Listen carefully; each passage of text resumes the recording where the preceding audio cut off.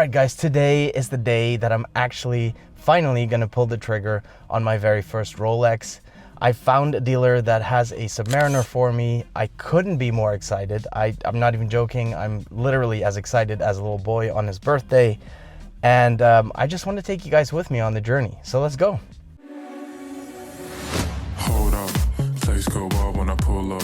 They all on me like they want some. Hey, what's up guys? It's great to see you all again, and if you're new here, I'm Patrick and this is where I ramble about tech and other stuff. And today we're obviously talking about other stuff because we're unboxing a product I've been admiring for many years, and that's the iconic Rolex Submariner, more specifically the Rolex 124060 no date Oyster Perpetual Submariner Black Steel 41mm. And let me just preface this by saying that this is by no means meant to be a flex. It's something I consider to be a milestone, and I'm excited to be sharing it with you guys. For me, the Submariner has always been the most iconic watch. I think when people think of a Rolex watch, the Submariner is often what they think of, and for many, myself included, it is the perfect one watch collection. I had only two requirements. I wanted the latest model, which is the 124060, and I wanted a new unworn watch. The problem with that is that you can't just walk into a Rolex authorized dealer, an AD, and buy a Rolex. This might sound ridiculous, and it kind of is,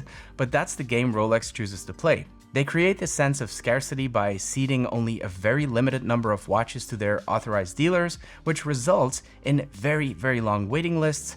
Now, to get to the top of these waiting lists, you'll have to develop a relationship with the AD, and the way they let you create that relationship with them is to make you buy all sorts of other watches, ones you don't really want, so that one day, maybe, you will get a call to come and get that watch you do really want at retail price. For me, having zero purchasing history whatsoever with any AD, that process could have taken years, and I don't want to invest that much time and money into that game. By the way, I'll try to keep this in mind next time I complain about having to wait 3 weeks for my new Apple Watch to arrive. Anyway, the only real other option is to buy the watch you want at the market price, which will be higher than retail from a third-party dealer. Now, obviously, it is crucial to find a dealer that is trustworthy, has a track record, and preferably a long-standing good reputation. And for this kind of stuff, I prefer to go back to my motherland, the Netherlands. The reason I chose to do that is because doing business, especially buying a luxury watch, can be very subtle. The devil is often in the details, so I prefer doing that type of business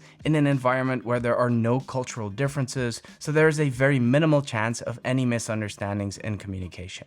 Unfortunately, I couldn't film the actual buying process for safety reasons, but everything went really well. We made it back to the studio, so let's finally unbox this thing.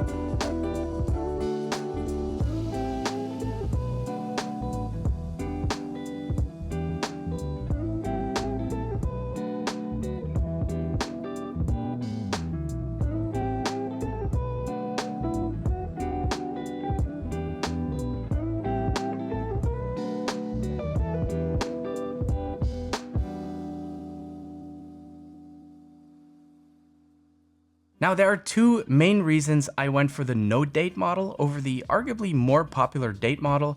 One is that I just prefer the cleaner, more symmetrical look. I guess it's kind of the same reason I like Apple products so much. I like the minimal look, not too many bells and whistles, and I'm not a huge fan of the Cyclops on the date model. The second reason is that I've been told by several sources that the no date model might actually be more in demand in the future precisely because they've been less popular and there will be fewer of them. What I like about Submariners in general is that it's truly a daily watch. You can wear it to pretty much any occasion. This watch looks as awesome on a hoodie as it does on a tuxedo. The Submariner changed many times over the years, but at the same time, it didn't.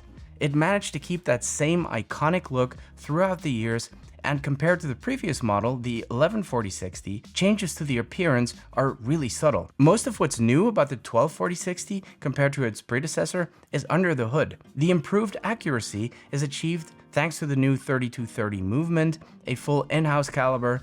Submariners have been known for their accuracy, but this one is especially accurate with its +2, -2 seconds per day.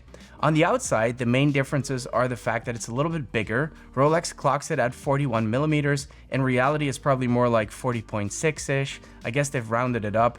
But even though it's bigger, it feels smaller on the wrist, or at least easier to wear. The lugs and links are a bit wider, so the band looks slightly less tapered. The diver's bezel is unidirectional. It will only turn counterclockwise. To use the Submariner to check elapsed time, the 0 marker, the little triangle on top, is aligned with the position of the minute hand. Now, because it's a diver's watch, it's originally designed to measure the duration of immersion, in other words, how many minutes of oxygen they have left. And that's the reason why the bezel rotation is unidirectional, because the last thing you want in a diving situation is to overestimate how much time or oxygen you have left. The watch has a beautiful oyster steel case, brushed steel all over. The Cerachrome bezel is virtually scratch proof, and the carved edges are there to provide grip, especially underwater.